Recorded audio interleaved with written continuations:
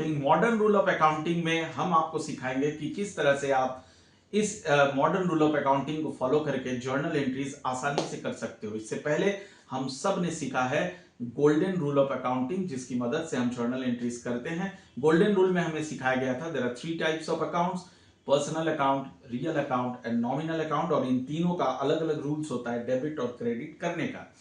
अब आइए सीखते हैं मॉडर्न रूल ऑफ अकाउंटिंग क्या है। मॉडर्न रूल ऑफ अकाउंटिंग के लिए आपको 6 चीज है जो आपके दिमाग में रहना चाहिए। सबसे पहला एसेट, फिर है लायबिलिटी, फिर है कैपिटल, फिर है ड्रॉइंग्स, फिर है एक्सपेंसेस एंड फिर है इनकम। 6 चीज मैं फिर से रिपीट करता हूं, asset, liabilities, expenses, income, capital and drawings. अब इन 6 का अलग अलग रूल्स है मॉडर्न रूल ऑफ अकाउंटिंग क्या है, आइए सीखते हैं। डेबिट और क्रेडिट बहुत आसानी से अब आप कर पाएंगे। सबसे पहले अगर मैं बात करूं मॉडर्न रूल ऑफ एसेट्स का, तो उसका रूल होता है increase in asset is always debited, decrease in asset is always credited. Liability का जस्ट उसका रिवर्स कर दीजिए, जो एसेट का रूल था उसको रिवर्स कर दो, यानी इसका मतलब हो गया कि increase in liability is always credited and decrease in liability is always debited. अब आता हूं modern rule of accounting for capital. Capital के लिए रूल है increase in capital is always credited, decrease in capital is always debited.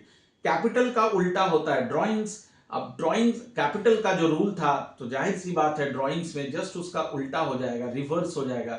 यानी अगर drawings आपका बढ़ता है तो उसको डेबिट करेंगे and decrease in drawings will always be credited. अब आता हूं एक्सपेंसेस में।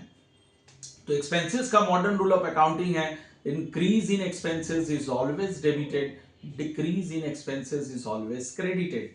सिमिलरली इनकम के रूल की अगर मैं बात करूं, तो इनकम का रूल क्या होना चाहिए, एक्सपेंसेस का जो रूल था जस्ट उसका रिवर्स होना चाहिए, उल्टा होना चाहिए। यानी अगर इनकम बढ़ेगा, if there is an increase in income it's always credited and if there is decrease in income is always debited.